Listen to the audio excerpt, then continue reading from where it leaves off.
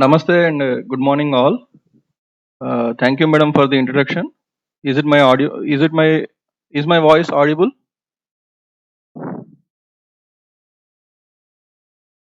Okay, ma'am.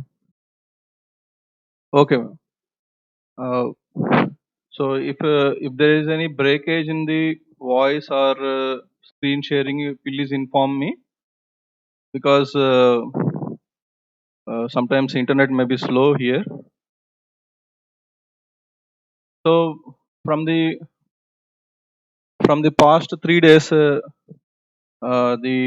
participants are listening to the blockchain technology. I hope by this time you might have got the idea of how the blockchain technology works.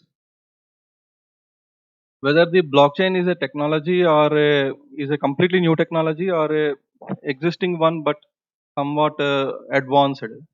What are the things that you got after listening to these 3 days? Uh, any one of you please explain that or please give the answer that whether the blockchain is a completely new technology.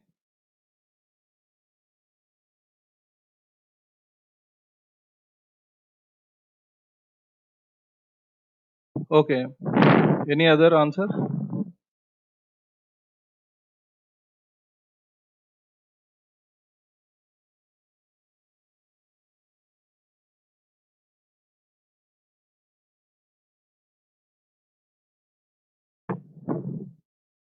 Okay. Any other?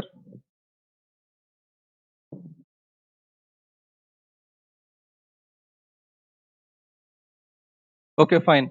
So blockchain. Anyone is going to tell? Okay. So blockchain is not a completely new technology.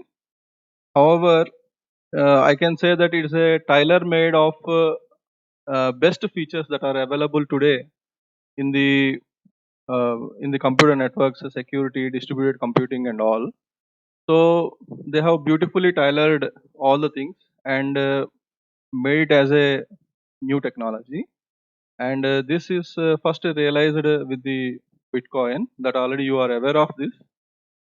So in this lecture, I'm going to deal with the concepts that are not covered in past 3 days because I don't want to repeat the same thing again and again. So that is reason uh, I am also following past 3 days lectures. That is in middle what the speakers are teaching to the participants, and all these things I have gone through that. So the reason I thought of going from scratch, but I don't want to go from scratch. But I want to do.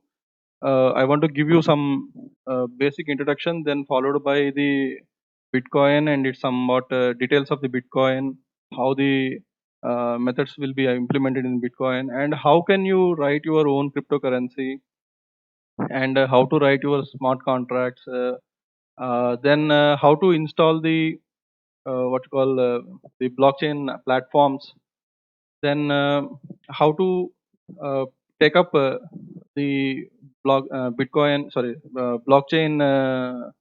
problems and how to solve them. Okay, these kind of things I'm going to deal uh, in the today's and tomorrow's sessions. And finally, I will end up with some research directions in blockchain technology. So before moving on to the topic, since all the participants are the faculty members from various engineering colleges, universities. So all these universities and engineering colleges are affiliated by UGC and AICTE. So AICTE recently has provided a model curriculum for the advanced subjects that to be introduced in the UG curriculum. First, I will go through that so that you will get an idea that what to learn or what to know in the blockchain subject, so that you can plan accordingly, and you may also start a course on blockchain in the UG courses if your institution is autonomous, and if you have the flexibility of creating your own curriculum. So, is my screen visible? PDF. I have opened PDF. Is it? PPT, yeah? Okay.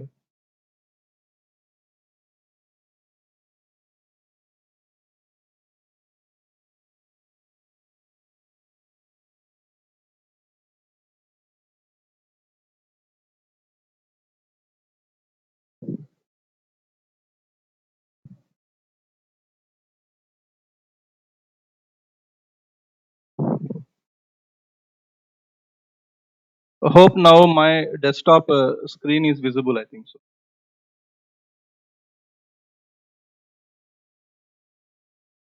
So I have opened a PDF in which you will find AICTE model curriculum for courses at UG level in emerging areas. Okay. So this was developed by NITTR Chandigarh and with the support from AICTE. And in this, they have identified some modern curriculums, that is emerging subjects like artificial intelligence, Internet of Things, blockchain, robotics, etc. In this third one is blockchain. They have provided a syllabus, a model syllabus for blockchain. So since simply going as just like okay, learning so many things and all, instead let us go for in a structured manner, and you can observe the curriculum. I hope you people might have seen this curriculum previously. Anyhow, the one who have not seen, just you type the UGC model curriculum in Google, you will find this PDF. Or at the end of the sessions, I will provide a folder in which you will find all these PDFs and PPTs and what are the other references that I have referred during my presentation. Well, this is the blockchain, and they have offered as three lectures and two practicals. Here, practicals are also provided. You look at here. See, for a new technology, establishing lab is a somewhat difficult task. You need to take care of the establishing lab also. That is the reason I am going to present installation of the blockchain softwares or blockchain platforms and how to configure the integrated development environments for programming. All these things are that I will discuss in the next session, that is in the afternoon session, so that you will get an idea that how to create your own what you call a software environment, so that you can teach the students. So this is the blockchain thing, and in this prerequisites are this can be offered at the sixth or seventh semester level, because by the time they might have known this programming, introduction to programming, cryptography techniques, data structures and algorithms. So the detailed concepts will be like this: content, overview of the blockchain, public ledgers, Bitcoin, smart contracts, blocks in a blockchain. See, all these things are you might have seen previously in the past 3 days. You might have come across. See, basic crypto primitives of blockchain that I will discuss today in this particular session, because knowing the basic crypto primitives is very important to write your own cryptocurrency from scratch. Because what type of crypto features the existing cryptocurrency platforms such as Bitcoin or Ethereum are using, unless until you don't have awareness of those things, you cannot develop the cryptocurrency from scratch. So in this, I think the first speaker might have covered the Merkle tree and all, but I will discuss some other concepts in this. Next is Bitcoin, understanding the blockchain with the cryptocurrency. In this, the more focus on Bitcoin was mentioned, because Bitcoin blockchain is the mother of all blockchains. The people, all other blockchain platforms inspired from the Bitcoin blockchain platform, which is a public blockchain platform. And after that, after taking the features from that, people have developed their own things and they have added their own modules. So in that way, it simply expanded, and they might have developed. They have developed their own platforms. So that is the reason it is always mandatory to discuss the Bitcoin blockchain to discuss any other further blockchains. So that is reason in the second chapter, second unit, they have placed the understanding blockchain with cryptocurrency, in which they have discussed the mining concepts and all. There are these mining concepts and other metrics that will be used for the cryptocurrency, and also I will discuss in these 2 days. Next one is understanding blockchain for enterprises. How this blockchain can be used for the businesses. So there are other blockchain techniques like IBM or Linux Foundation's Hyperledger and Cordra. These are the other platforms which are especially used for the business purpose. So in this business blockchains, majorly permission blockchain will be used. Previous unit deals with the public blockchain, and here permissioned or private or consortium blockchain kind of things will be used. Was discussed in this unit 3. Next one is blockchain application development. Here, this is mainly focusing on the decentralized application development. Here, they have mentioned Hyperledger Fabric as the medium for learning the decentralized application development.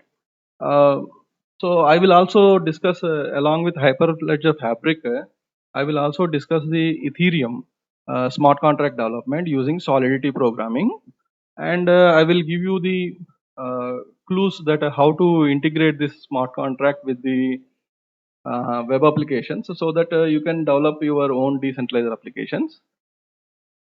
So these are the 4 units mentioned by the model curriculum. So this is a model curriculum. You may add or remove from this, but some standard things must be kept in your syllabus.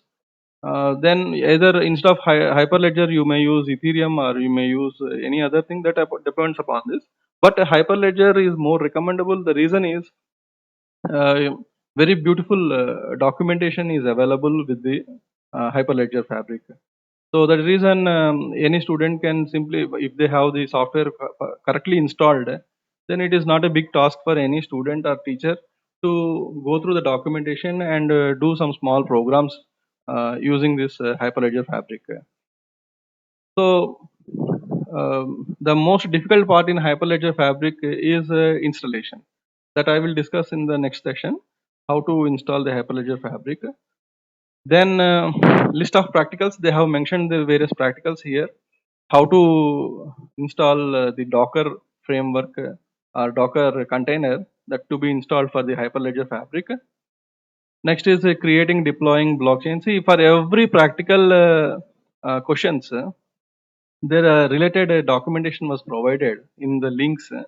So just you click this link, automatically this documentation will come, and you can go through those documentation and read that and implement it, so that this particular program will be completed.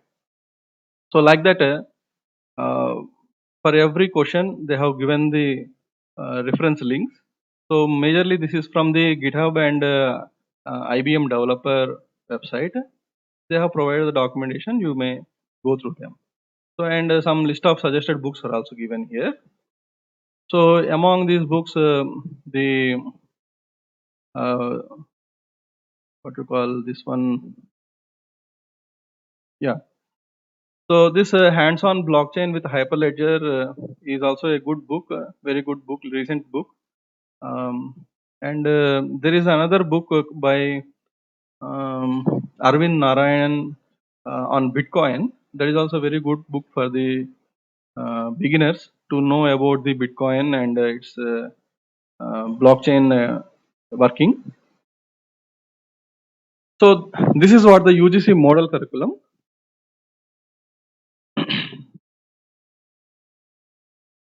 So today I will go through this these things that I have explained so far one by one.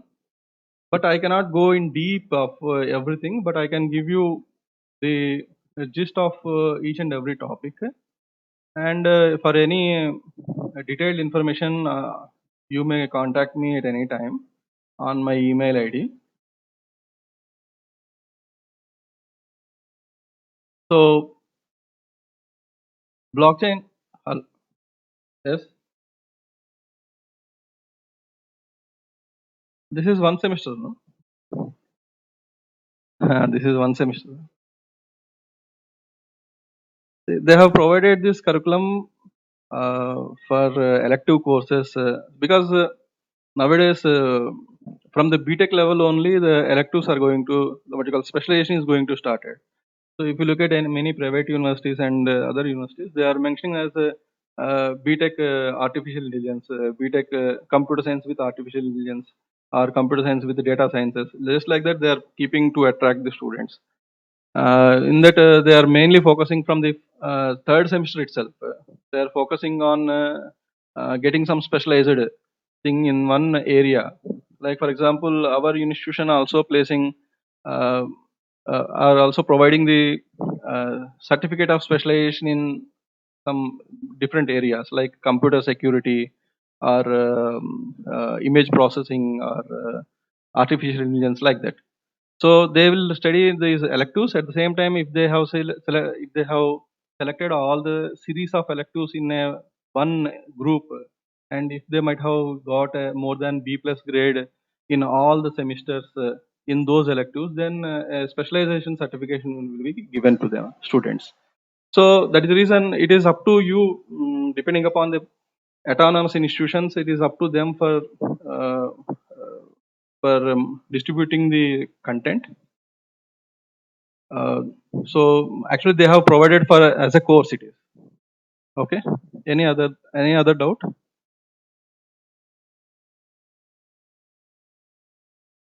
Uh, for MTech also it is fine. You can also take for MTech students also because I am teaching blockchain from past 2 years to MTech students. There I have discussed this IBM Hyperledger and Ethereum also. You can also take it to BTech students. See, as years grows, new technologies come, and automatically whatever you feel it is advanced technology, slowly migrating from MTech to BTech level. In MTech, some new technologies will come and they will teach them.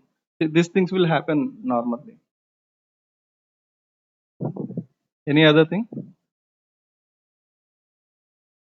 Okay.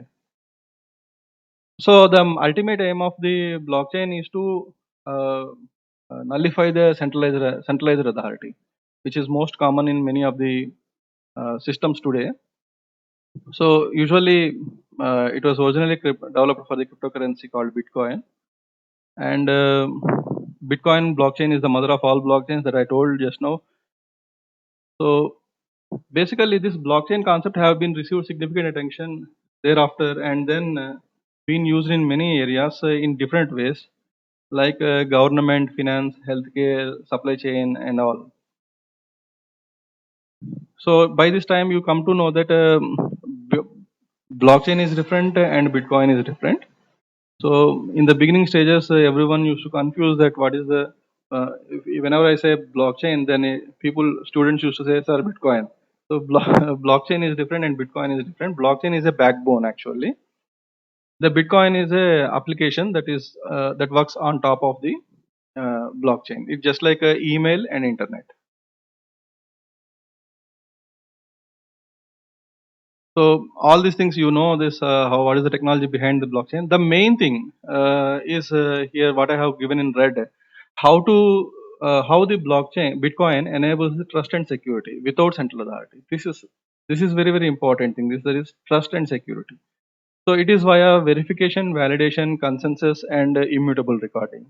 So we need to achieve these four things so that you can achieve this trust and security in any blockchain application without help of centralized authority. So if you look at any general business environment, so it involves customers, manufacturers, bank, financial institutions, partners, stakeholders, etc. Because multiple users, multiple stakeholders will be available in any business environment. So achieving one stand among the all the stakeholders is a difficult task. So this is one thing in a business environment. Mostly the business happen through markets. They can be private market or public markets.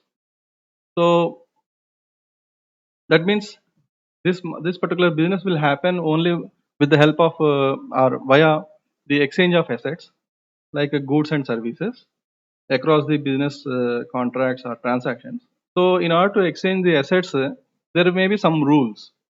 Uh, Maybe this much assets, or this much asset, or this much quantity of assets may be purchased or sold for the this much amount. So some rules will be there. So sometimes these assets may be tangible or intangible. In addition, cash is also an asset with anonymity property. The reason is here to have a business and to conduct a business. Obviously, asset exchange will be there, and the same time, cash flow will also be there. So the assets may be tangible or intangible. Sometimes bonds, patents, or e-books, these kind of things um, are kind of assets, and house, car, and these kind of all the tangible assets. So here, these are the concepts you are not. I can say these are not concepts. These are the I can say keywords or terms that is mostly used in the blockchain literature. Movement of assets across various entities in a business network are recorded into a ledger. So ledger is one which will keep track of the transactions. A business may have multiple ledgers. So an asset transfer onto or off to the ledger is called transaction. If a transaction happen via condition, then it's said to be contract. So the conditions may be like this.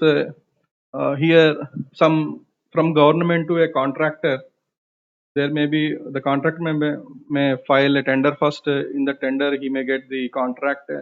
Then he has to sign off the terms and conditions.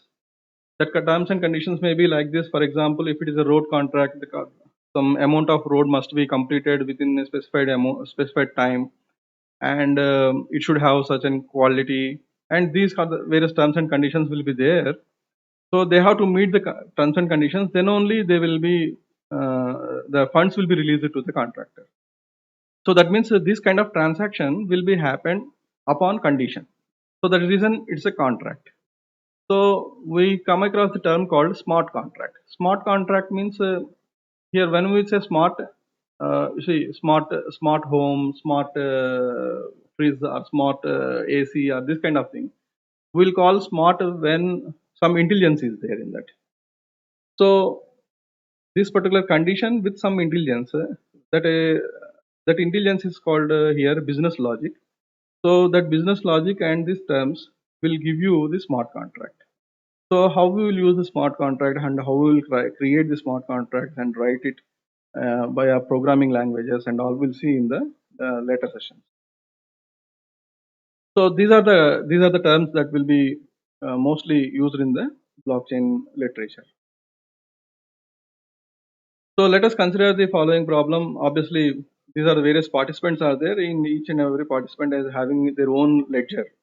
Now, how can you trust that okay, this ledger has not been modified without knowing to others? So if you have an independent ledger, it is a very difficult task to maintain the equality or integrity of the transaction in all the ledgers.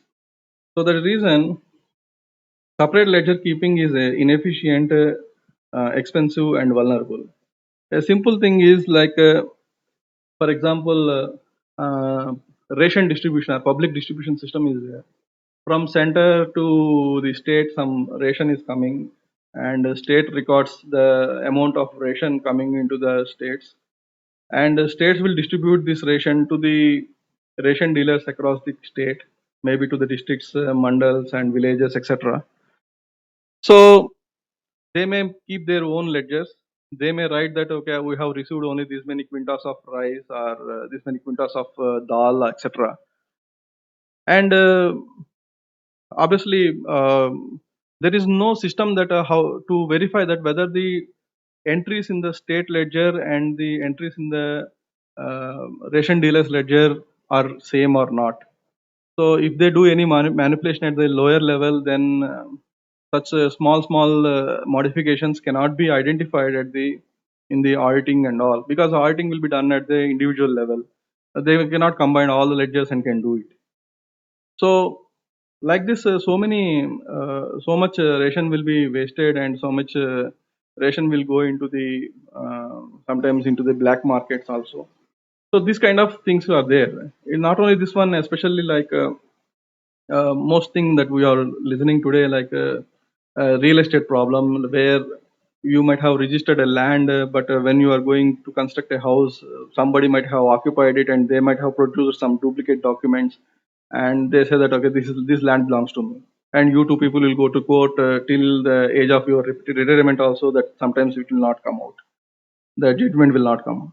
So these kind of things will happen. So that is the reason why can't we maintain a centralized ledger so that these kind of problems can be avoided. This is what the core concept that blockchain will address. So the separate ledger keeping is inefficient, expensive, and vulnerable. So what to do with because of this? What to do for this? So blockchain will give you the trusted distributed ledger which shares across the business processes. So it will be having a perfect history tracking and who purchased what and from whom they have purchased, all other chain documents that you usually purchase before purchase or at the time of registration of the plot or plat, whatever it may be. So you will take the link documents like that. These link documents should not be tampered. So the blockchain will give you a tamper proof history of or list of documents or list of things that to be recorded, so that no one can modify that. So which is called immutability that can be achieved. It allows a shared replicated permissioned ledger with a consensus immutability and finality. So thereby, it will avoid the problems of the previous problems that we have discussed previously here. Let us see an example like two people are there here, Ramu and Gopal. Ramu wants to send ₹1,000 to Gopal because of their business contracts and all. He has to send ₹1,000 to Gopal. And these two characters are there in different parts of the country. Now Ramu is maintaining a ledger at his level, and Ramu might have recorded that to Gopal I have given ₹1,000. So this is the green that in green I have mentioned here. That means it is the original transaction that to be recorded.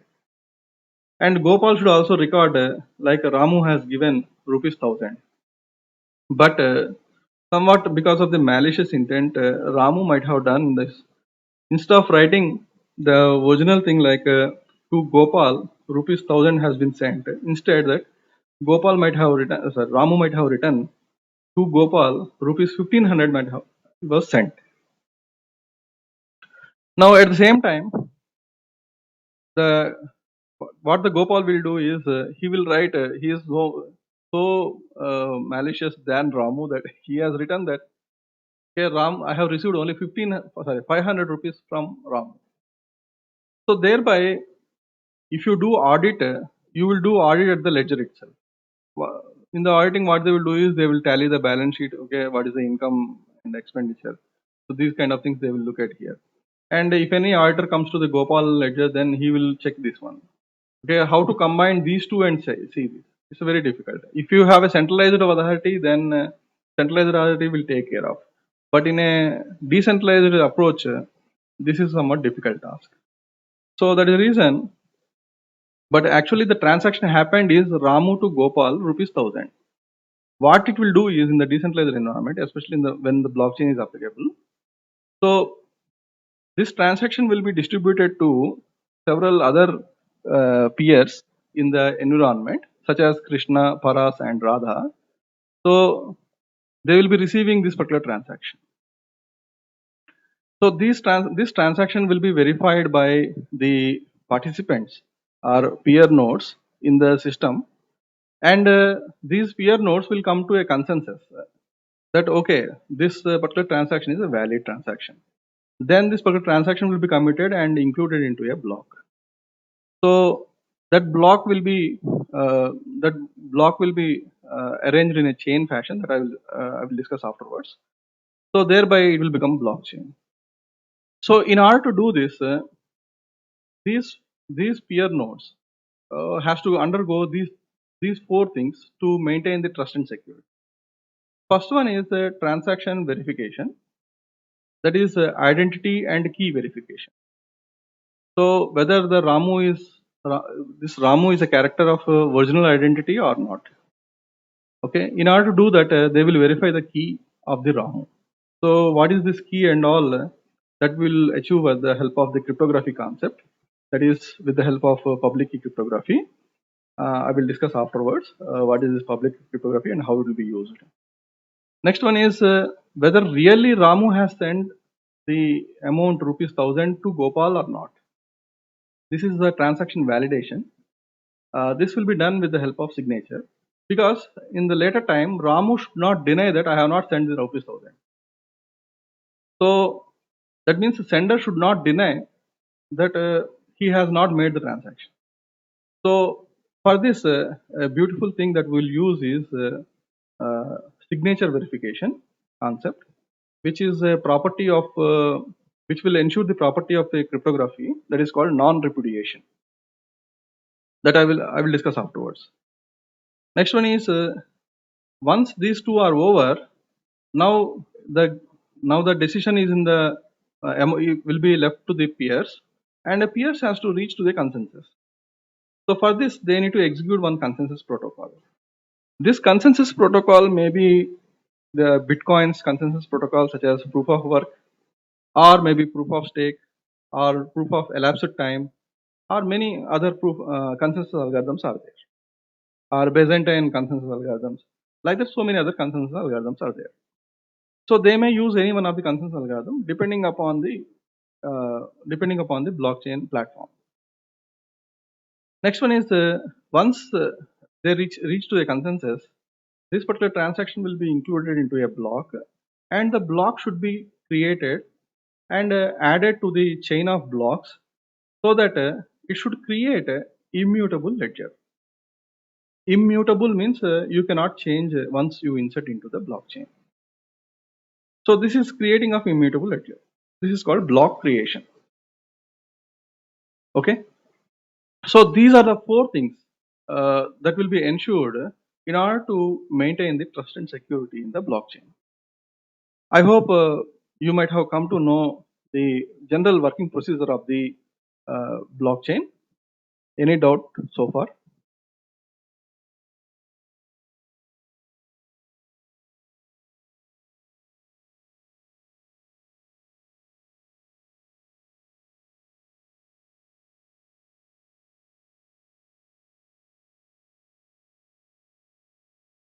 Okay, no problem. It's a peer-to-peer network.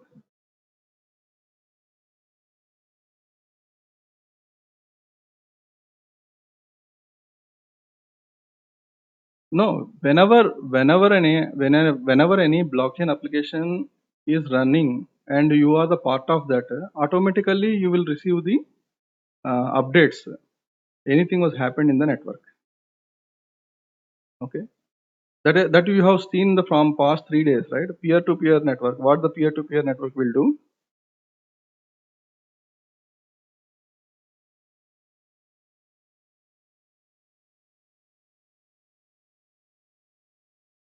That only I am telling. No, signature validation, transaction validation will be there.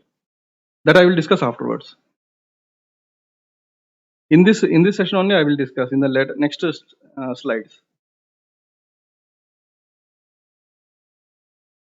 So usually this blockchain platforms, like especially like cryptocurrency platforms, not only cryptocurrency, any other platforms will use the public key cryptography.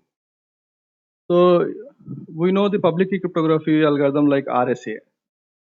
Okay, I hope you are aware of the RSA algorithm. Please give the answer.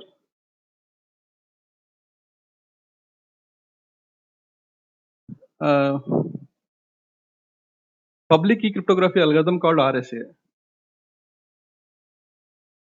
Okay, it's okay, no problem. I will explain this concept because how the verification will be done and all that I will discuss now. So Please listen till the end of the presentation so that your doubts will be cleared. Still your doubts persist, then we'll discuss in detail afterwards. Okay. Next is see, in order to achieve these four things, we need to focus on the blockchain foundations. Especially these blockchain foundations are three things: networking, cryptography, and data structures. These are the three main pillars of the blockchain. So here networking means here centralized networks, decentralized networks, distributed networks, peer-to-peer networks. So we are not focusing on centralized networks because the blockchain was made especially to decentralized approach. So in which we have peer-to-peer networks. So this we are going to mainly focus on the peer-to-peer networks. Peer-to-peer networks means everyone has self-sufficiency. They won't depend on any other thing. But whenever they want, they can join together and work towards one. They can exchange the resources, or they can work towards others. And whenever they want, they can leave the network. This is what they call peer-to-peer networks. Okay, is it clear? Peer-to-peer network means on the ad hoc basis. So I want to join, and I can get out of the network also. So the best example is your BitTorrent protocol. I hope most of you people might have used BitTorrent. Okay. So whenever you run the BitTorrent, what will happen? It will show you the leeches and seeds. Okay. Please answer anyone having doubt.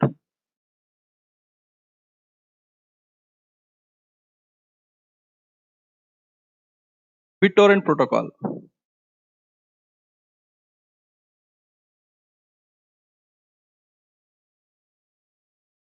I hope you people are knowing BitTorrent protocol. That is a BitTorrent application. You might have seen, or you might have used it for downloading the softwares or movies or something. Okay. So whenever you open a BitTorrent protocol, BitTorrent application, you will find two categories. One is leeches and seeds. Leeches in the sense the provider of the application. A particular software or a product can be available with many peers. Okay. What they will do is once they have perfectly downloaded the application, software, then they will be ready for uploading that software. And you are completely unaware of that from whom you are getting which bit of the software. Okay. For example, you are downloading a software of 100 MB, and you have opened the download in a BitTorrent application, and you have identified that there exists 50 leeches. Okay. 20 leeches and 50 seeds. 20 leeches and 50 seeds. Leeches means you are going to get that, means who are going to get that particular software are said to be leeches. Seeds means who are going to give that particular software. So whenever these particular seeds have uploaded the content, the leeches will download the content. Thereby, you don't know from which leech you got which bit of the software. That means among 100 MB, you may get in terms of bits or bytes from some other leeches. Thereby, you will assemble all these bits and bytes that you have received at your application level. That application will do it. And finally, once all the bits of that particular software was received, that is entire 100 MB, then entire application entire software will be there on your desktop, and it is ready for use. So this is what they called best example of the peer-to-peer network, that is BitTorrent protocol. Your blockchain will also work like that. Like that is now assume that Ramu, Gopal, Krishna, Paras, and Radha are using a business application where blockchain is used. That blockchain application is a business application. Business application is on the top of the blockchain. So Ramu, Gopal, Krishna, Paras, and Radha, all these people are using the application. That means they are using the application just like a BitTorrent protocol. So whenever all these characters or all these users come into the online, then automatically the Krishna will come to know that who are the other users available in the network, and at the same time Paras will also come to know that who are the other users available in the network. So like that, everyone will know that who are others available in the network. Okay. So thereby, if anyone has done the transaction, like Ramu has sent the rupees 1,000 to Gopal, then this particular transaction with some transaction number and some integrity value of this transaction, this entire record will be simply flooded over the entire network. So whenever it is flooded, everyone will receive this particular transaction. So in this way, because of the peer-to-peer nature of the blockchain application, this particular transaction will be received by everyone. And in this, two categories will be there in the blockchain applications. One is full clients and another is normal clients. Full clients will receive these transactions. Normal clients will not receive the transaction. Okay. So if you are a full client, then only you will receive all the transactions. But if you are a normal client, you will receive only blocks. Okay. This is the difference between the full client and normal clients. I hope by this time you come to know how this particular Ramu to Gopal rupees 1,000 has been spreaded over the entire network because of the peer-to-peer nature, and since everyone people know that who are others available in the network, because they don't know, as Krishna knows that like Ramu and Gopal is there, they don't know the original name. Some masked names will be there, or some masked identity will be maintained, so that Krishna don't know who is the other person. But in the transaction, instead of Ramu, they will write the identity of the Ramu, and instead of Gopal, they will the recording will be like this: identity of the Gopal. So that particular identity will be verified in the transaction verification. It's just like your in bank. Whatever the transaction will happen will happen with according to your account number, not with your name. Mostly with account number and IFSC code is enough for the transaction. Name you can give in a short form or whatever it may be. So in the same way, whatever the name it may be, there will be an identity called some account number. From this account number to this account number, this much amount was sent. So this account number is the identity of the Ramu, and Gopal's account number is the identity of the Gopal. This particular identity verification and key verification will be done in the transaction verification. Okay, whether really Ramu has sent the rupees 1,000 to Gopal or not, that is the validation. Okay, so that will be done in the validation phase. And once these first two stages are cleared, then these peer nodes will reach the consensus with the help of any consensus protocol. Once the consensus protocol also successful, then they will create an immutable ledger and will create the block. Once the block is created, that block will also be flooded over the entire network. Please remember that block will be flooded over the entire network. So whoever the peers are using the same blockchain application will receive that particular block. Okay, who will receive that?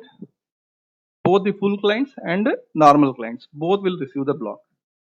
But transactions, who will receive? Only full clients will receive. Okay, so this is what the difference. So this is the networking part. Next is cryptography part. Whatever the 4 steps are there, in that first 2 steps, that is encryption, decryption, hashing, and digital signature, will give us a verification of the first 2 steps. Especially encryption will give you the privacy, and encryption and decryption will give you the privacy concept. And next, hashing will maintain the integrity. Digital signatures will ensure the non-repudiation property. Next, other data structures to be known is chaining, which is called linked list just like linked list concept. Merkle tree, distributed ledger technology, and databases. So these are the things you must be known thoroughly so that you can understand the blockchain implementation. For example, if you look at in cryptography, in order to maintain this, cryptography means it's the art of secrets. Okay, in order to maintain the confidentiality, integrity, authentication, and non-repudiation, these are the 4 properties of the cryptography. We use encryption and decryption concept for the confidentiality purpose, and we use special mechanism, special things called keys. Key in the sense it is just like a key to a lock. Okay, so we use those keys and implement the cryptography algorithms to ensure the encryption and decryption. So these keys will help you to achieve the authentication. That means only the intended recipient has to receive the content or has to be in a position to decrypt the content and read the original content. So encryption is the form of converting the plain text to the plain text to the non-understandable format. For example, you have written a simple word called Raghuvamsi. So I want to, if you write a word called simple Raghuvamsi, then it is a plain text. It must be converted into the non-understandable format. Means if anyone read it, they should not be in a position to understand that what is the exact word. So this particular non-understandable form is called ciphertext. This ciphertext, the converting from the plain text to the ciphertext is said to be encryption. So in order to convert this plain text to the ciphertext, we use a key. Okay, so this key, usage of this key and algorithm will be done in 2 categories in cryptography. One is with the help of symmetric key mechanism. Symmetric key means all the users in the system will be having the same key. Okay, and asymmetric key means we use two different keys for performing the encryption and decryption. Okay, so that I will explain afterwards. So this is what they call encryption and decryption concept. And hashing is especially used for maintaining the integrity of the message. For example, I have written Raghuvamsi in capital letters, but someone have access to that particular text and they might have changed it to the small letters. How the recipient will come to know that there is a change in the original text? That means here integrity of the original text was violated. How the recipient will come to know that the original text has been tampered? So that is that can be identified with the help of hashing. So there exist some cryptographic hash functions. What they will do is they will take any size input data, but will convert into a fixed size digest code called hash code. Okay, that I will discuss afterwards. Next one is a digital signature. This digital signature will take the help of the keys that are using in the encryption and decryption, and will say that okay, this particular transaction was initiated by so and so user. So thereby non-repudiation property was achieved. So these are the 4 things, especially will ensure the blockchain very safe. We'll see one by one. In symmetric cryptography, all the participants will be supplied with a secret key. This secret key is common among all the operations. So if anyone wants to convert the plain text to the ciphertext, they will use this key for encryption. Especially this key may be an long integer value, or maybe anything. You can take any key of this then. Okay.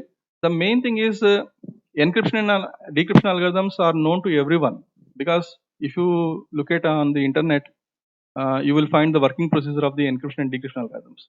But the main thing to be kept secret is key. Key must be kept secret always.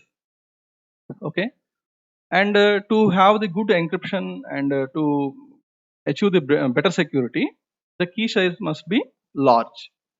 you should not use small key size, because small key size values can be broken easily.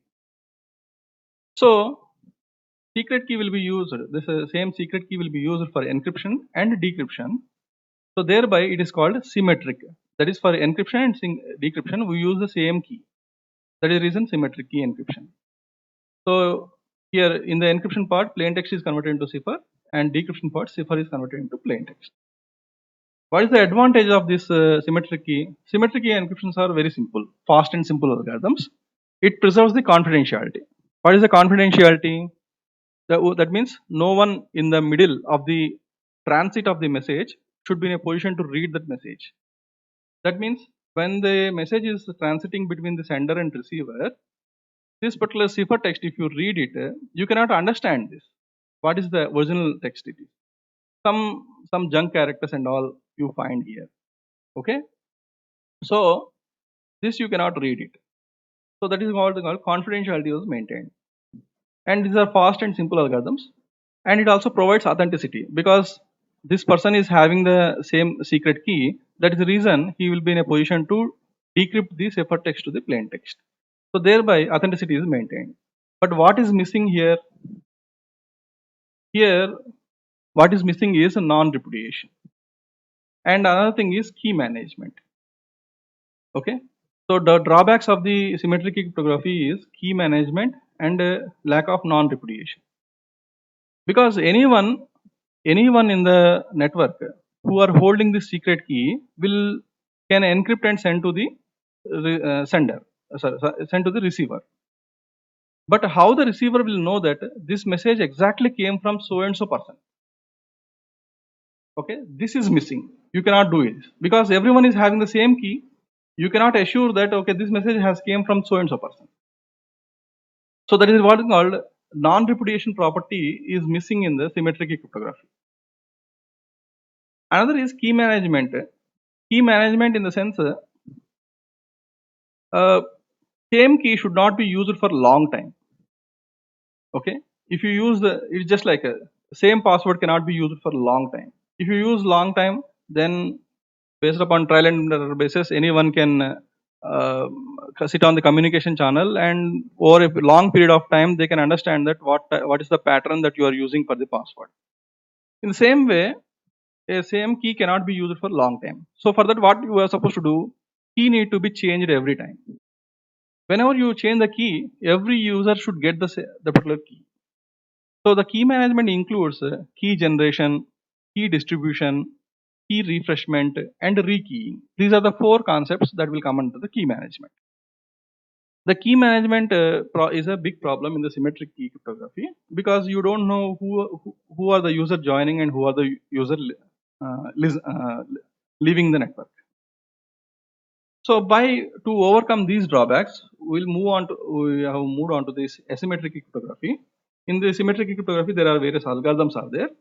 In these algorithms, still today, AES algorithm is very popular and people are using this. RC5 is also using. Don't use RC4 and RC2; those are broken. So that is the reason we are moving on to the asymmetric and public key cryptography. Asymmetric key or public key are one and the same. In this, they are going to achieve the key management, public key distribution schemes, and this public key algorithms are also especially used for public key encryption and also for signature. So signature scheme especially maintain the non-repudiation or assures the non-repudiation, where in case of public key distribution schemes will ensure the key management. Okay. Now, the one who are unaware of this concept, now you please focus on this slide, because this is very important to understand the four that is first two concepts, that is transaction verification and identity verification. In the previous cases, in the symmetric cryptography, what happened? A single key will be given to all users. Means everyone is having the same key. Now, in the asymmetric key, first one you will get. Every user is supplied with the key pair, public key and secret key. That is, two keys will be given to everyone. One is public key. Okay. Another is secret key. Public key, you can give the public key to anyone. And the secret key must be kept at your side. You should not disclose the secret key. Okay. Is it clear? Public key can be given to anyone. Okay. Secret key must be kept with you. Okay. And this key pair is unique to each user. In the previous case, key is same among all the users.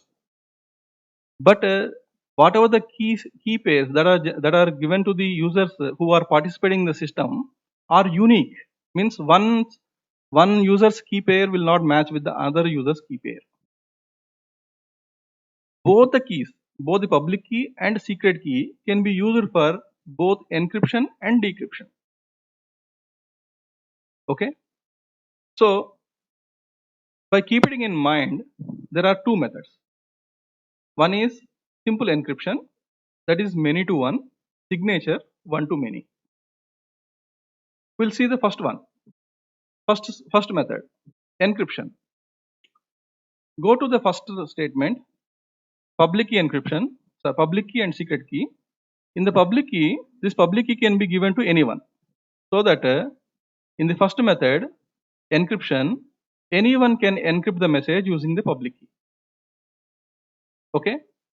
For example, A has encrypted a message using B's public key because B has given his public key to A. Using B's public key, A has encrypted the message and has sent over the communication channel.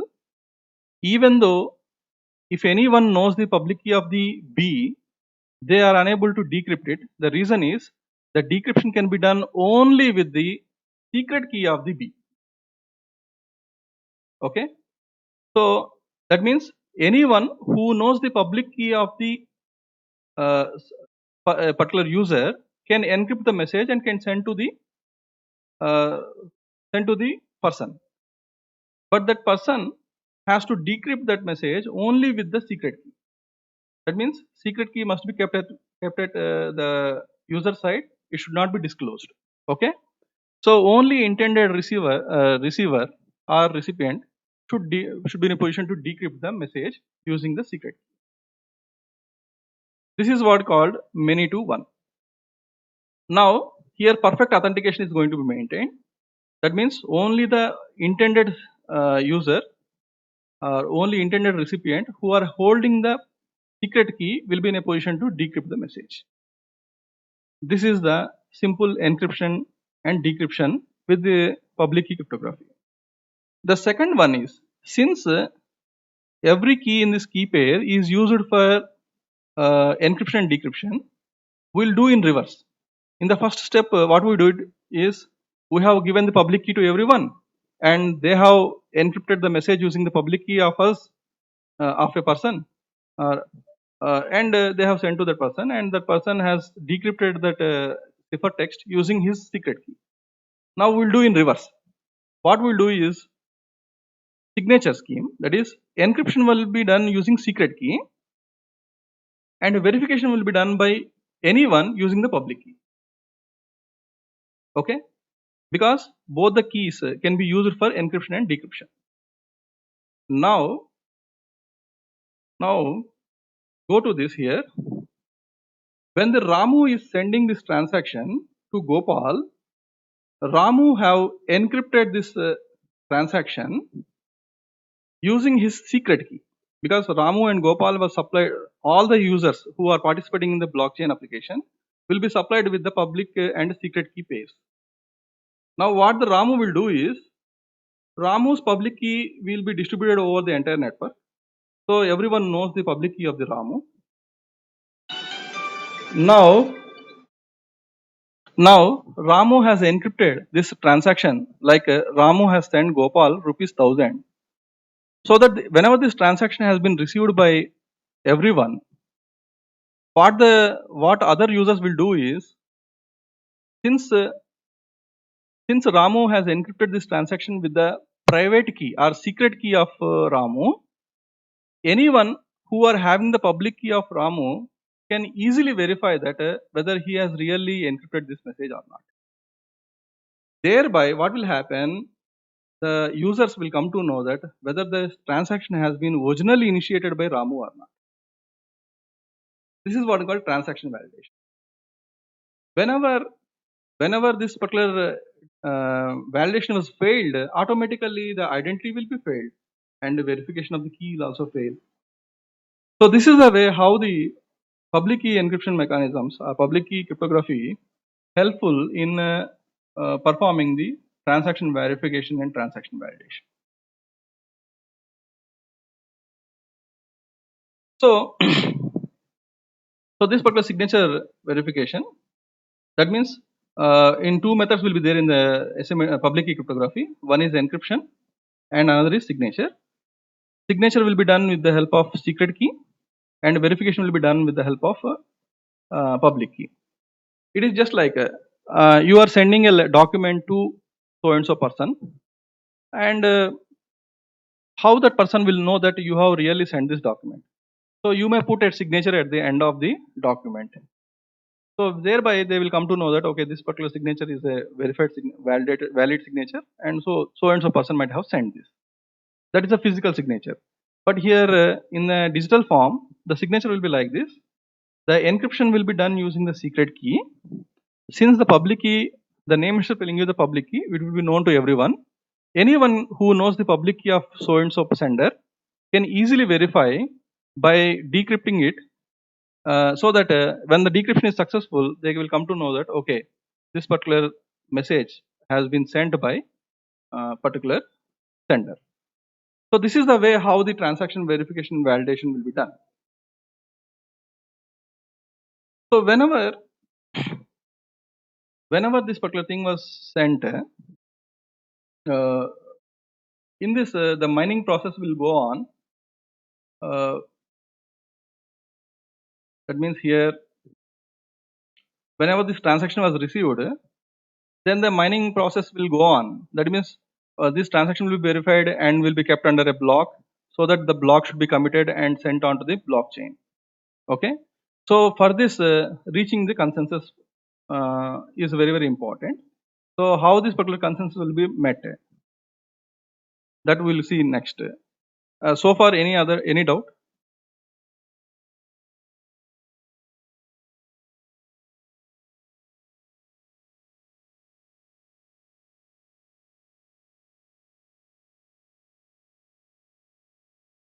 Any doubt so far?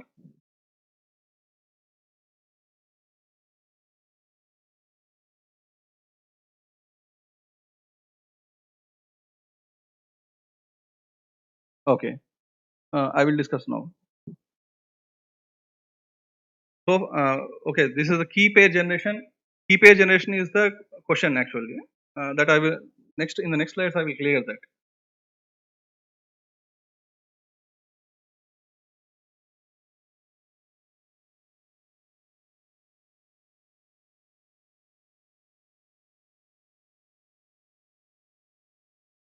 Elliptic curve cryptography is visible. Is the slide visible? Okay. So there is a very popular symmetric key algorithm called RSA. Basically, this RSA is based upon the belief that factoring of prime numbers is difficult, but it has never been proven so far. These prime numbers are getting too large, and amount of research currently devoted to only prime factoring. So the upcoming quantum computing technology will make the RSA absolute overnight.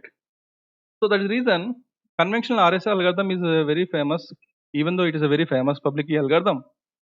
However, elliptic curve cryptography, this is the public key algorithm, is widely used today as the security strength of, you look at here, we have seen previously that security strength can be achieved with the help of a large key length. Okay, key length will decide the security strength.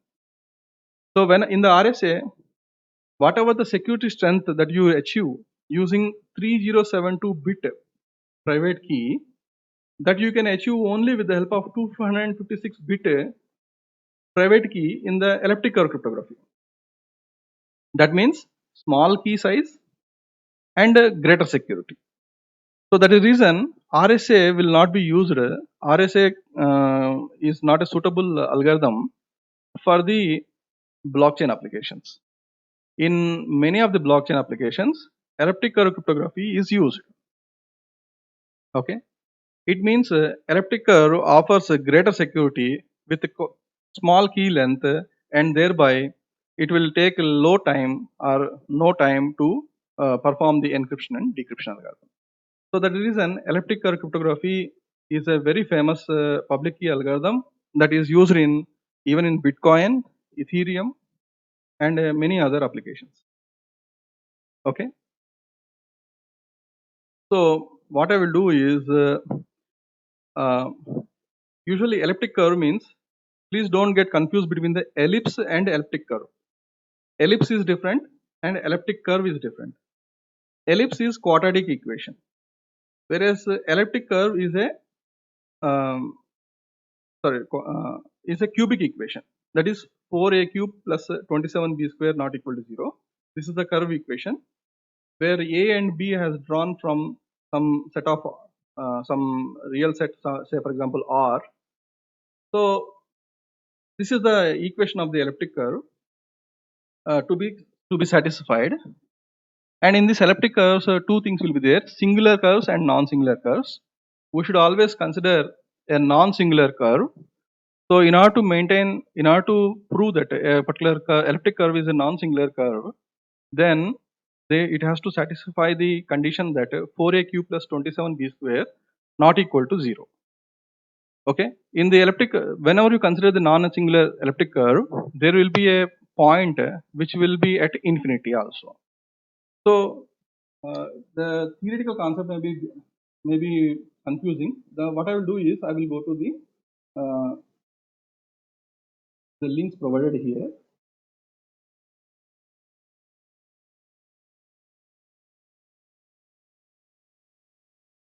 So this is the elliptic curve.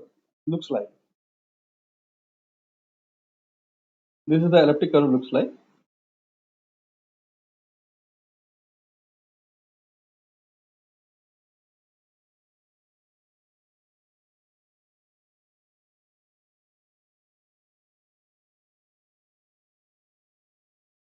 HTTP SEC. There are some standard elliptic curves were defined by some security groups, very famous security groups.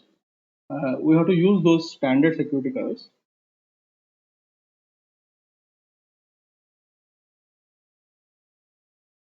Standards for efficient cryptography group. This is SECG. This group has proposed a documentation for using the efficient elliptic curves. So SEC1 elliptic curve cryptography version 2.0. These are the drafts available here. In this drafts, they have mentioned what are the standard curve equations that you can take for generating the public key and private key pairs. Okay. Now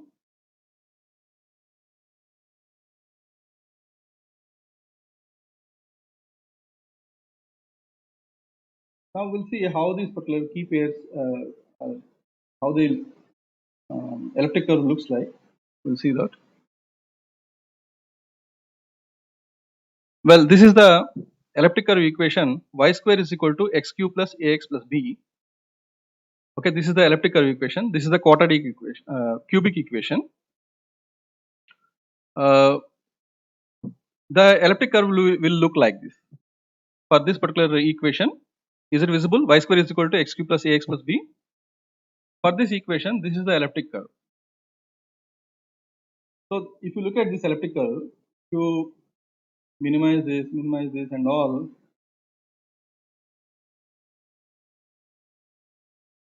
Where this particular curve is ending, you cannot know. You don't know this. Where this curve is ending. The curve will go like that only. Okay. So that is the reason, since you don't know where this particular curve will end, so we'll consider a special point called point at infinity.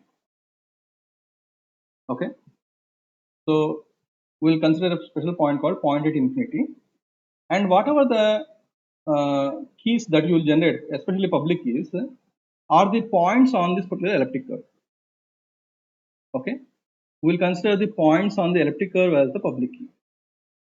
And along the points that what we want to generate, okay, we should also consider another special point called point at infinity, because the curve will not meet anywhere in the entire axis. So the reason we have to take point at infinity. So these curves are called non-singular curves. Just now, as I told you, these are the curves are called non-singular curves.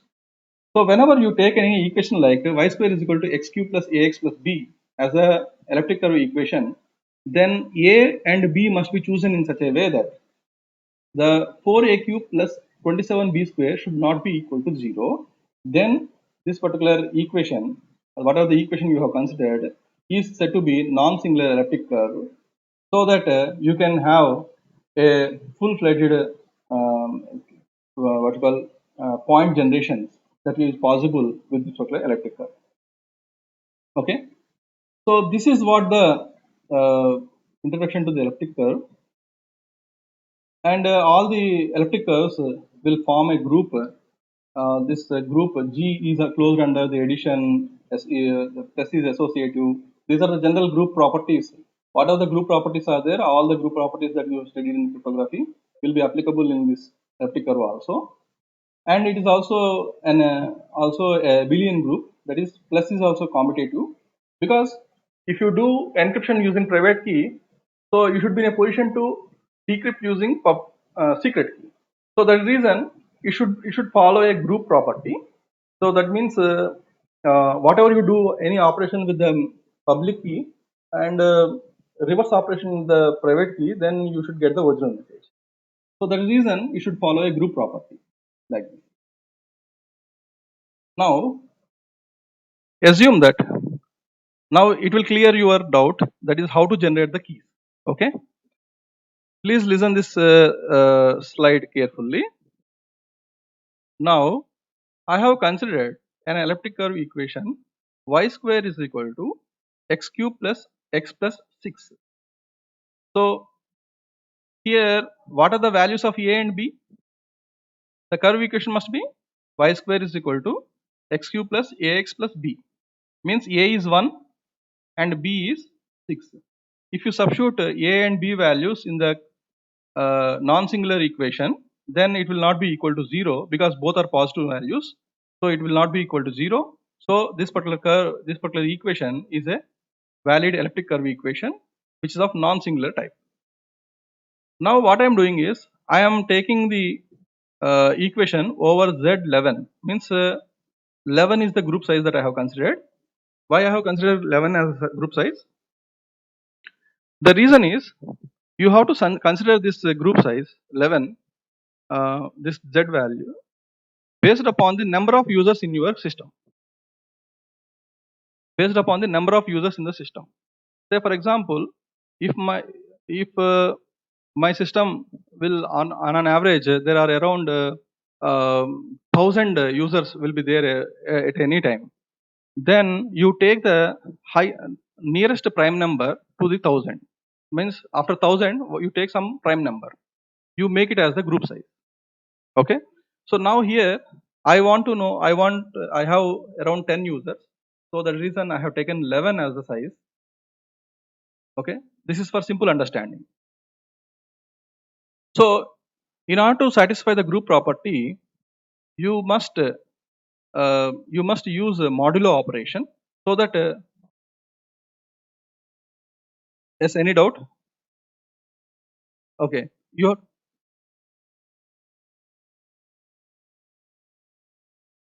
okay, please mute yourself otherwise.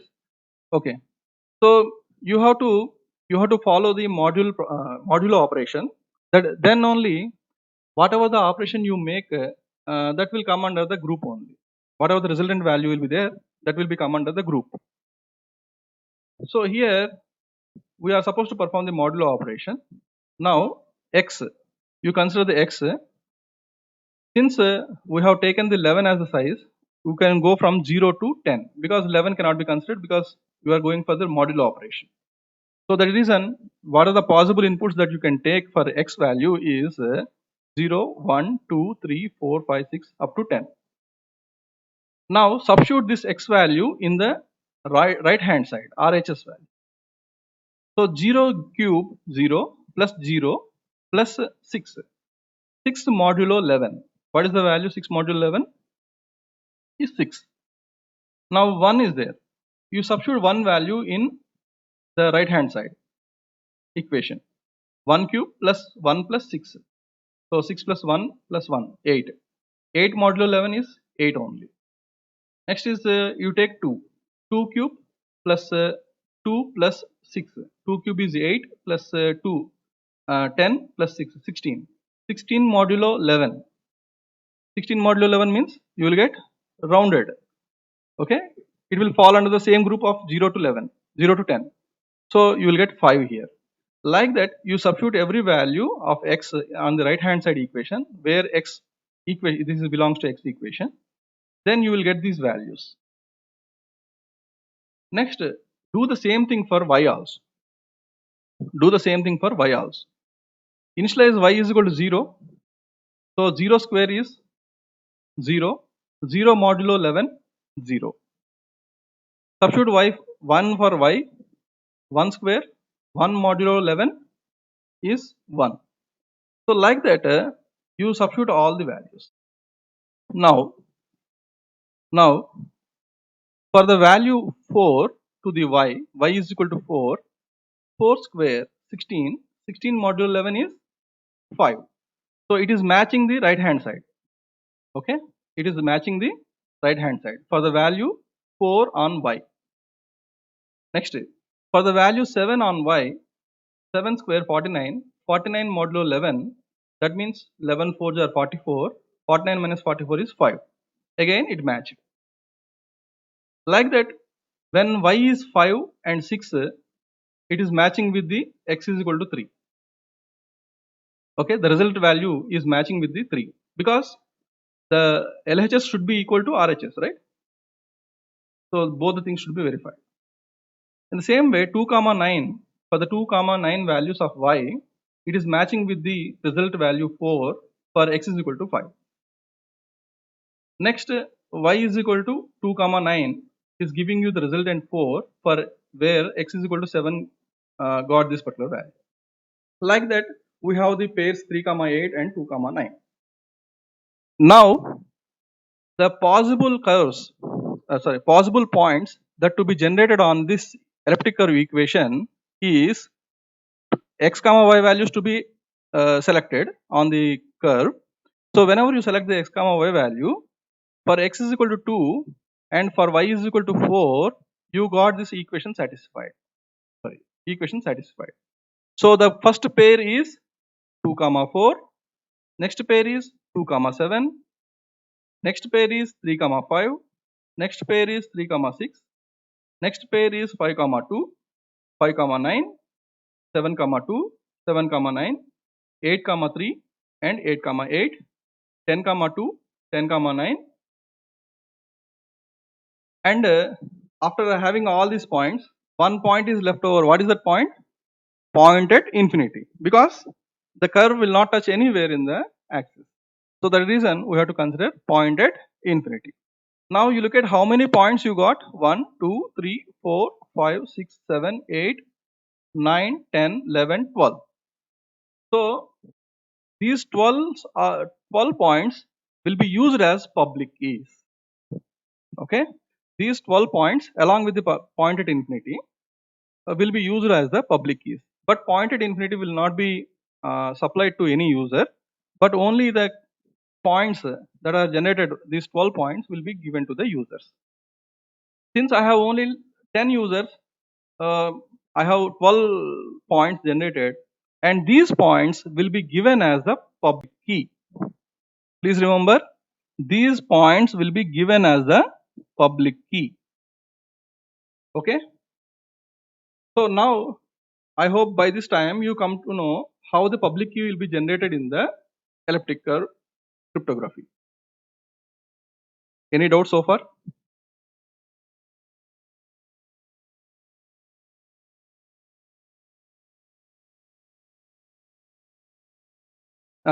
Please tell me.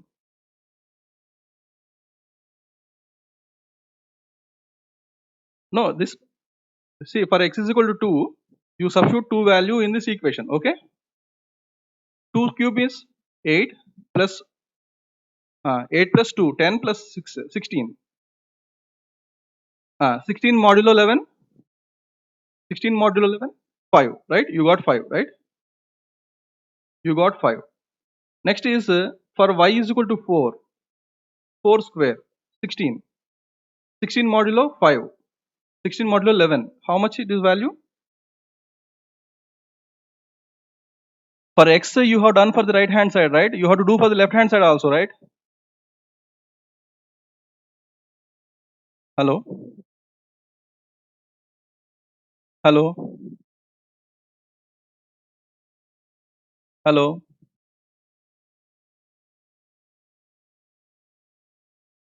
See, you have asked a question that why QR means if the result is matched, then I have said yes. Here results are matched.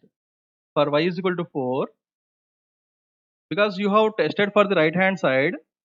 Okay, it's okay. Right hand side value you got resultant value as 5, but you have to do for the left hand side also, no? By placing the y values from 0 to 10. So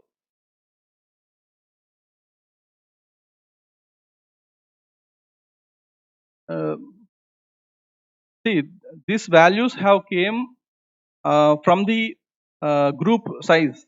I have taken group size as 11, right?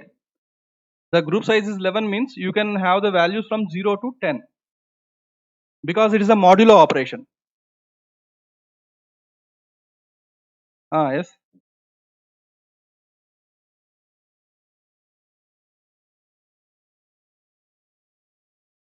Is it clear? How these values you got means it depends upon the group size that you have considered. The group size is 11, then the values that you can do is 0 to 10 because it is a mod operation. Modulo means mod operation. Mod operation means you will get the remainder or dividend. What you will get?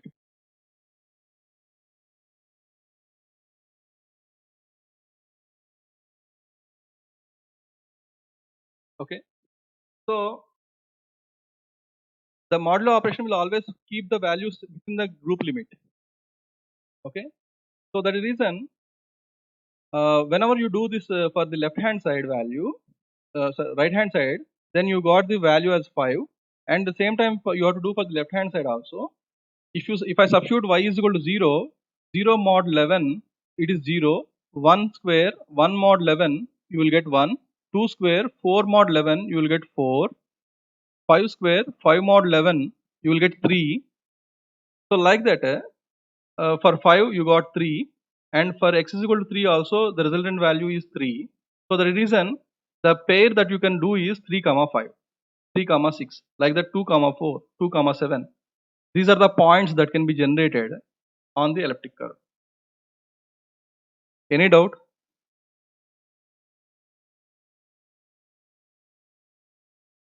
The one who asked doubt, is it clear? Because you have to do on the left hand side and right hand side. You have to tally them, right? Then only it is a valid equation, right? Okay. Yes. Yes.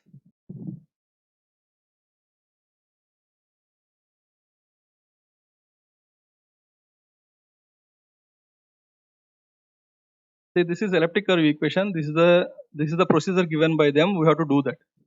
Okay. This is an elliptic curve equation. I cannot change this and I cannot write this. Already available equation. I am taking. Okay. I am not going to the how it was defined, mathematical procedures. I am not concerned about this. I am using the elliptic curve equation, which was defined by the this one. this group, standards for efficient cryptography.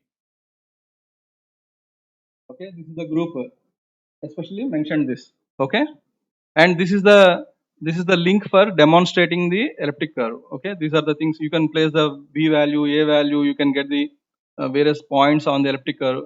So all these things you can do via mathematical calculations are like this. Okay,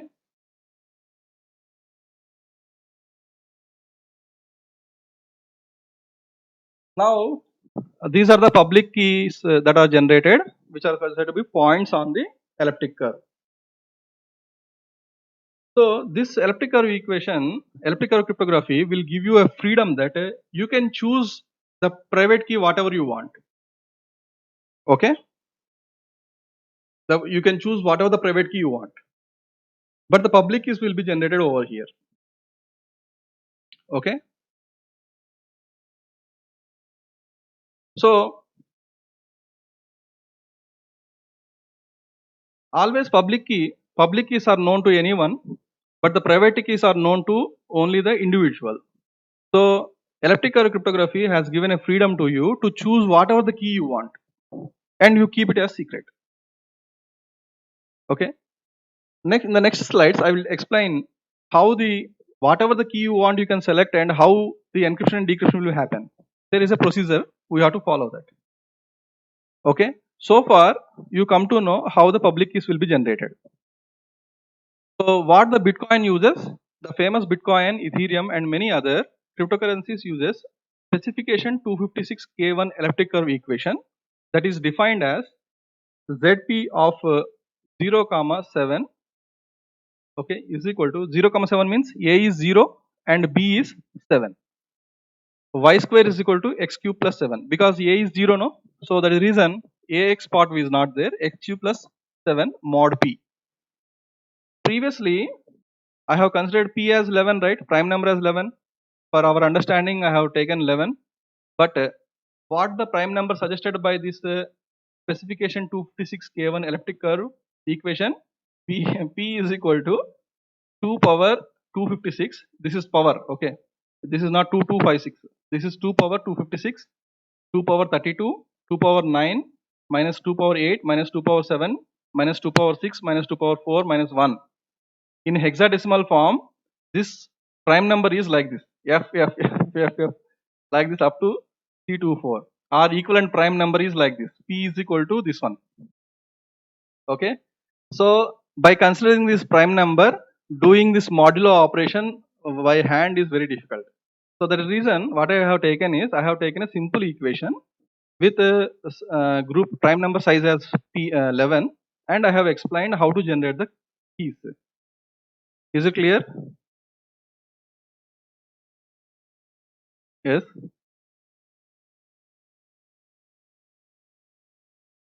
Hello. Please tell. It is audible? Please tell me. It's not point. It's an elliptic curve equation. A comma B. A is 0 and B is 7.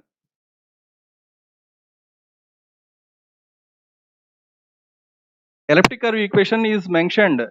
Elliptic curve equation is standard. What is that standard elliptic curve equation? Y square is equal to standard elliptic curve equation is y square is equal to x cube plus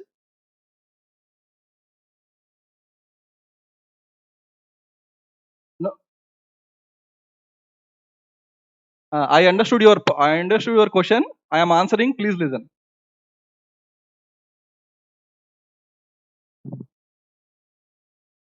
So this is the standard equation. ZP of A comma B is equal to any elliptic curve equation. Elliptic curve equation in a standard form is defined like this: ZP comma of A comma B, that is equal to y square is equal to x cube plus ax plus b. Okay. Now what I will do is I won't mention what is this. Okay. I will say only I am going to consider an elliptic curve equation Z53 of 0 comma 8. What is the meaning of that? Prime number that I am going to consider is 53. A value is 0 and B is 8. Okay, in such a way the equation will become like this: y square is equal to x cube, if I have considered as zp of 53 of 0 comma 8, that will become y square is equal to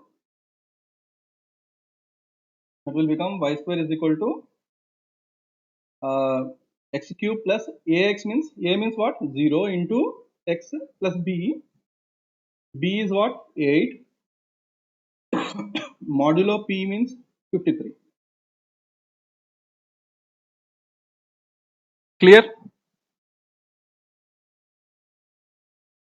Okay, instead of mentioning this entire equation, this is the standard form to mention the elliptic curve. Okay, like that.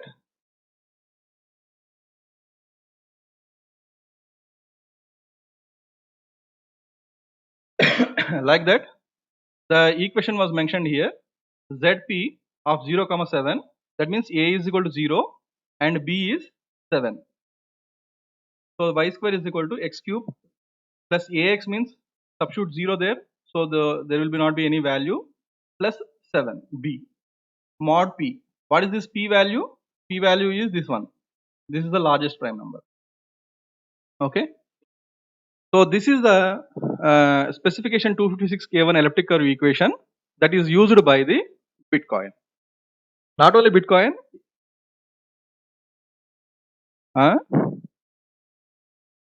yes, yes. P is a prime number. Prime number only, sir. Always prime numbers are recommended for taking as the group size,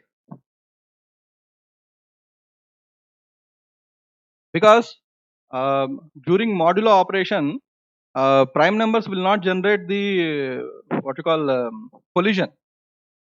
Okay, same numbers will not be repeated if you take prime number during modulo operation. That you might have studied, that you might have seen in the data structures like hashing and all. If you take a prime number, the number of collisions are less than taking any other number. Okay, always a prime number is recommended, and this is the longest prime number. It is recommended by the specification 256 K1 and by this particular group. So this is the group they have recommended this. So they have various draft versions. In the draft versions, they have recommended these things.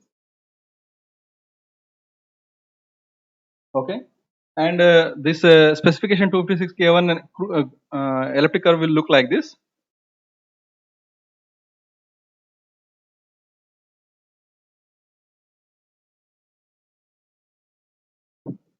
So the elliptic curve public keys will be generated like this, and private key, that is your wish. Whatever the key you want to take, you can take it, and it has the properties like point addition and point doubling. Point addition and point doubling are the two properties that are uh, available in the elliptic curve cryptography, so that you will achieve the what you call encryption and decryption concepts of using this point addition and point doubling. You can generate many number of keys using this point addition and point doubling. Say for example, I am having p and q values. P and q are the points that are generated previously.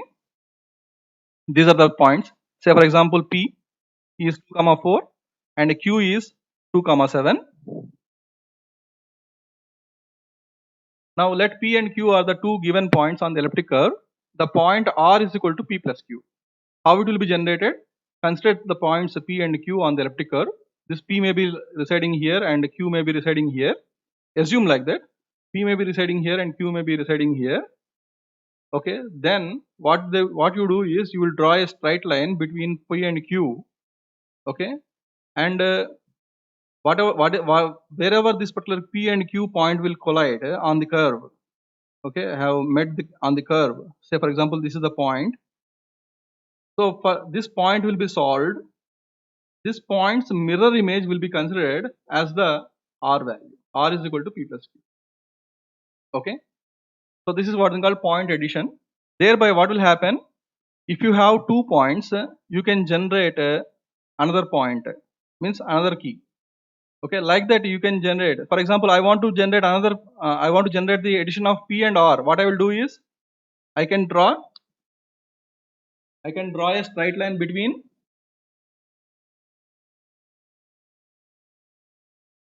What I will do is, I will draw a straight line between P and R. Wherever this P and R will meet, here I will define a point. This point's mirror image, this one, whatever the point you will get here, that will be the addition of P and R. Like that, you can generate any number of points on the curve line, because number of points on a line is infinity. You can generate any number of points like that. Okay, so this is the way you can generate any number of keys you want, right? That means if you have 2 different points, you can generate like this. But if you have a single point, how you can generate multiple points? That is called point doubling. Another technique of point addition is in elliptic cryptography is instead of adding 2 arbitrary points, one may choose a base point on the curve and may add the same point again and again to get the new points. So what they will do is, here a line will be drawn over the point that you supplied to you. Okay, let P be the base point on the curve. This is the base point on the curve, and the line may touch, this particular curve may touch any one point on the curve, and solve this point, and it's take the mirror image of this. So you will get P plus P is equal to 2 into P. So this is the way you can generate any number of points, if provided if you have given a 1 point. Now what I will do is, I am having 10 users in my system. I will supply 1 point to each and every user. What they will do is, they can generate any number of points as they want. How they can do is, 2, 4 will be doubled like any number of times, so that they will get multiple points. 1 point is equal to 1 key. Like that they can have multiple keys. Yes.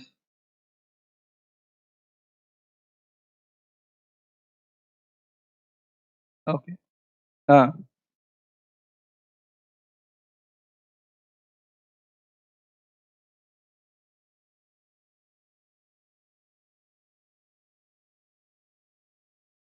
P comma, what is A comma Q?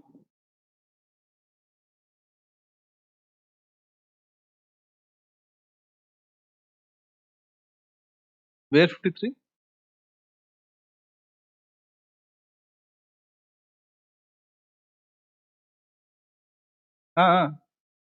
You can take P is equal to 2, 4, Q is equal to 2, 7.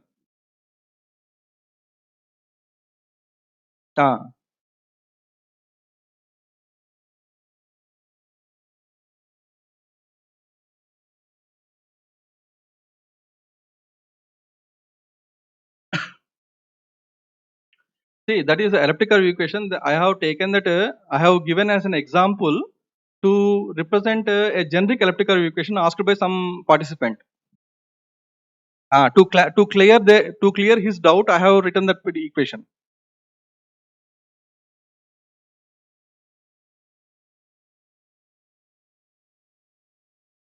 A comma B is not point. It's a value in an equation. These are not points. How it will become point? A is a value in the equation, right? It's a coefficient in the equation.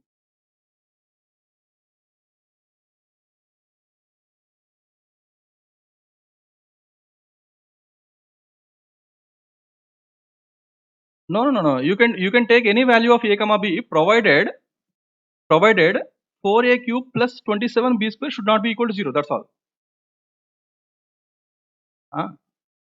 No, don't say point. A and B values. Point is different. Please don't confuse between the point and coefficients A comma B. These are the These are the what you call this one, x cube plus ax plus b. These are not points. These are the values in the equation, right?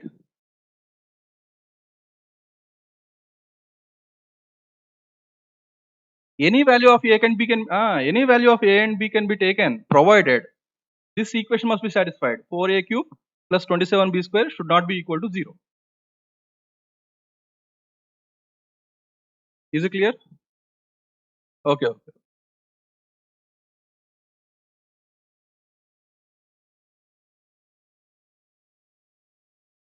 Okay.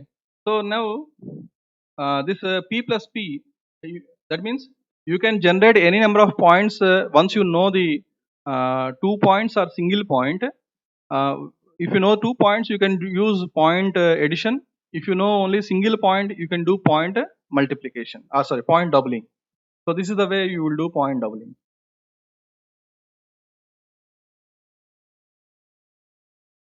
So for example, if you have alpha is equal to 2 comma 7, then 2 alpha is equal to 5 comma 2, 3 alpha is equal to 8 comma 3. So how you got it and all that I will explain afterwards. So like this, you can generate any number of points that you want. Okay. So these are the three cases need to be considered. If you consider 2 points p comma q that are belong to the set of points that is generated, where p is equal to x1 comma y1 and q is equal to x2 comma y2, we must consider three cases. For point addition, you must consider three cases: whether x1 and x2 are not equal or not. First case. Second case is x1 is equal to x2 and y1 is equal to minus y2. Third case is x1 is equal to x2 and y1 is equal to y2. When you will get this case, x1 is equal to x2 and y1 is equal to y2. When you will get this case, you will get this case in the point doubling, because same point is doubled. So same x1, same x2. Okay, same y1, same y2. Right. So whenever x1 is not equal to x2, this is the way you are supposed to form the x3. This is the formula.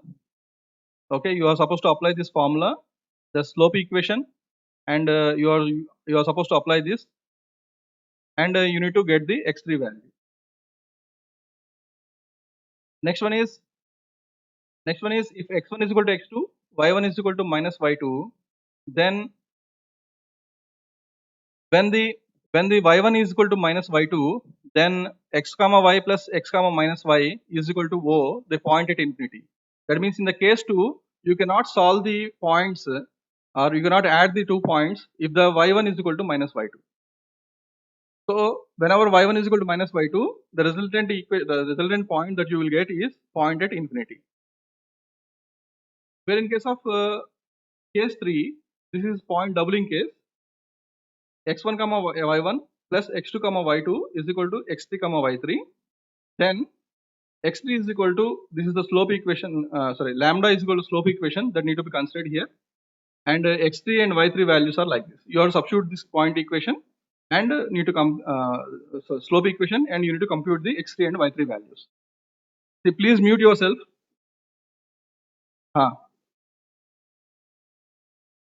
Madam, please mute all the people. Only the questioners. Only the questioner has to answer question.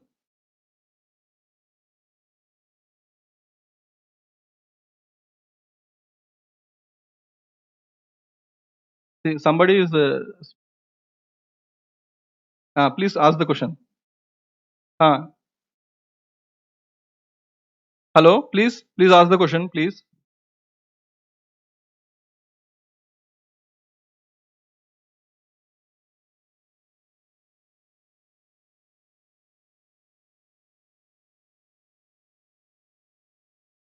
Unmuted.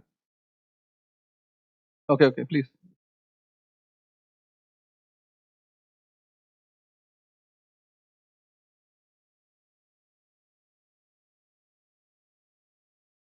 Hello. Hello.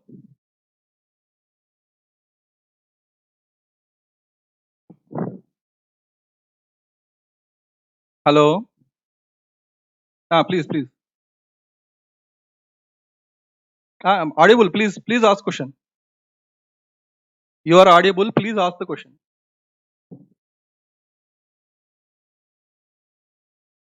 You,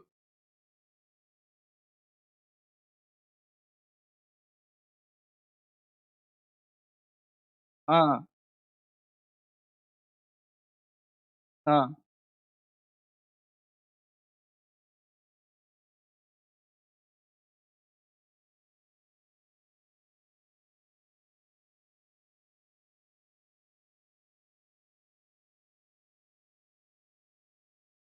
Say, please don't relate the Diffie-Hellman and elliptic curve cryptography. Say, please don't compare the Diffie-Hellman with the elliptic curve cryptography. Here there is a different structure is there, and there different structure is there. Okay. You consider elliptic curve cryptography as elliptic curve cryptography only. You don't consider it as a Diffie-Hellman. Okay. Methods to method procedures differs. So whenever okay, any other thing? Okay. Okay. Case x1 is equal to x2 and y1 is equal to y2. This is the case when you will get the point doubling. So for point doubling, you need to draw the slope like this, and this slope value will be first computed with the used for the computing of x3. Then this x3 will be used to compute the y3. So this is the way how the thing will be done, and all these things will be moduloed with the prime number that you have considered. Okay, then only this will happen. So for this, you must be aware of inverse modulo concept to do this. Okay.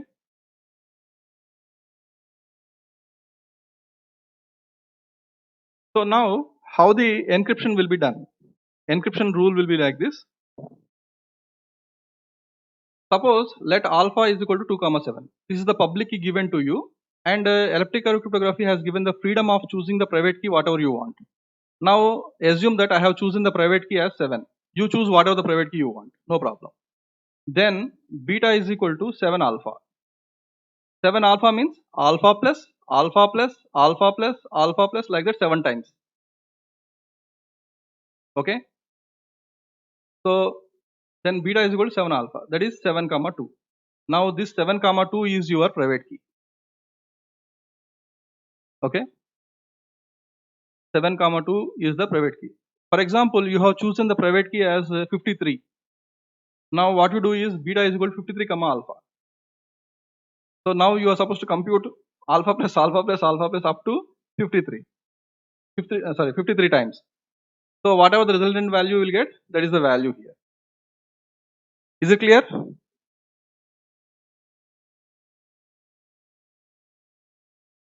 Whatever the points generated previously, points generated previously are the public keys. And ECC has given the provision to choose the whatever the private key you want. Okay. And we have seen the point addition and point doubling. Now I am asking you to choose whatever the private key you want. Say for example, you might have chosen the private key as 53, and I have supplied you public key as 2 comma 7. Now what is your private key? 53 alpha. Okay. So 53 alpha means beta is equal to 53 alpha. That means alpha plus alpha plus alpha up to 53 times.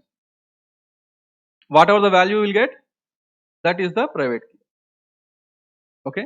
So previously we have seen the manual calculation, but there exist specialized packages available for all the programming languages. It may be for Python or for the Java or something. There are some specialized packages available. Just you import the packages and do whatever the operation you want. Okay, don't get confused. Don't get trouble with the manual calculations. No manual calculations are there. Only to know, okay, to know how the calculation works. I have taken very simple example, simple curve equation, and I have shown there. Now encryption will be done like this. Encryption of x comma k is equal to k of alpha, that is key of alpha, comma x plus k of beta. So encryption of ek of x comma k is equal to, now this is the encryption procedure. This is a standard encryption procedure which is used in the elliptic curve equation, elliptic curve cryptography. Now key of 2 comma 7. What is 2 comma 7? This is the public key. X plus X is the message. What is the message you want to give? Okay, X is the message that what you want to send. X is the message plus K comma K of 7 comma 2. What is the 7 comma 2? This is the private key. So that you are encrypting, so that you will get a point equation, point again after computing this. And decryption will be done like this. Decryption is decryption of y1 comma y2 is equal to y2 minus K private. Okay, that is because the message you got it. So K private comma y1. So here in this case, since you have chosen the private key as 7, y2 minus 7 y1. So this is the base of L-Gamal scheme of elliptic curve encryption. So assume that suppose Alice wants to send a message to Bob. The plain text is x is equal to 10 comma 9, means whatever the message plain text is there, that should be converted into the point again. Okay, I'm not discussing how to convert the plain text to point and all, because nowadays libraries are used by every programmer. It is very easy. Simply put the message in that, automatically you will get the point whenever you know the curve equation, which is a point on E. Choose a random value for k. K is equal to 3. That is, the k is equal to 3 is the value of private value. Now calculate y1 comma y2. Y1 is equal to 3 into 2 comma 7, that is 8 comma 3. Y2 is equal to 10 comma 9 plus 3. Okay, what is the 3? 10 comma 9 is the what is the message that you want to send, plus 3 into 7 comma 2. So it will get 10. You will get 10 comma 2. So Alice will transmit 8 comma 3 y1 and 10 comma 2 value. At the decryption side, Bob receives 8 comma 3, 10 comma 2. X is equal to 10 comma 2 minus 7. The key you know it, 7 into 8 comma 3. Then you will get this 10 comma 2 minus 3 comma 5. So whenever you say minus, what it will become is, since minus means mirror image, what you will get is 10 comma 2 plus mirror image means you are supposed to take the modulo of 5, that is round to the 5. 11 minus 5 is 6. So you will get 6 here, because this particular curve equation was defined by over Z11. Previously we have seen, right? Z11. So 11 minus 5 is 6. So 10 plus 2 comma 10 comma 2 plus 3 comma 6, you will get 10 comma 9, which is the plain text that was sent that the Alice want to send. So this is the way encryption will be done. So private key you can choose whatever you want. Just you multiply with the public key that you have selected, and you can do it. You can go for encryption and decryption. At the same time, you can also change the public keys frequently, because you can do the point doubling. You will get new public key, and the new public key can be distributed over the network, so that a key management, that is key refreshment, will take in place. So these are the other standard elliptic curves equations mentioned by the NSA. These are the various other curves. That is P192 curve. Now, how the address will be generated? In Bitcoin, Ethereum and all, addresses will be generated, right? How these addresses are generated means, address of a cryptocurrency can be generated as follows. Choose a standard elliptic curve equation. What is the standard elliptic curve equation for the Bitcoin and Ethereum? Specification 256K1 elliptic curve. Choose the standard elliptic curve equation. Choose a private key, whatever you want. Keep the private key secret. Now what you do is compute the public key using the private key. Okay. So you can compute a public key using the private key. Now what the public key will be done is, public key is hashed.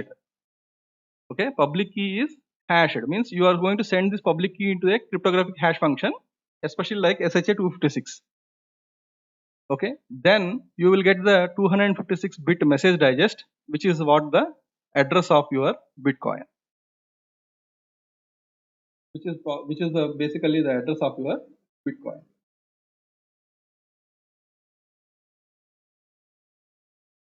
So the address of the Bitcoin will look like this.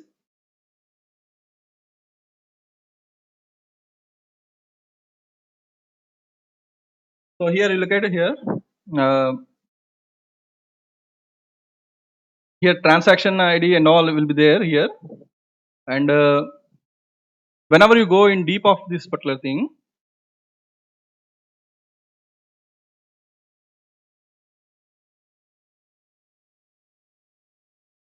so you will get the message like this. Usually in the Bitcoin, transfer 5 Bitcoins from, see, this is the address. Okay, what is this address? You don't know what is this address. This is the hash of your public key. Okay, hash of your public key is your address to hash of the public key of some other person. Thereby it achieves the anonymity property. That means you don't know who is sending to whom. Okay, thereby it will achieve the privacy and a security in the transfer of the funds from one person to other person. So I hope by this time you come to know the how the electrical equations are used for generating the public key and private keys, and at the same time generating the addresses of the Bitcoin and Ethereum. So for the address generation, the first step what you are supposed to do, first one is take a standard elliptical equation, choose a private key whatever you want, and compute the public key using the private key, and hash the public key and give to others. That's all. So this is the way how the what you call key generation will be done. And yes, no, alphanumeric string. This is the hash value. This is the hash value. It's okay, no problem. Alphanumeric string. Depending upon the hash algorithm that you use. If you consider to SHA 256, then you will get 256 digest. If you take MD5, you will get 128 bit length. That depends upon the hash algorithm that you do. That's all. Okay. So this is the way how the addresses are generated and how the public key and private key will be maintained. Thereby, the confidentiality and authentication will be achieved. So in the afternoon session, we will see remaining topics. Any other doubts so far?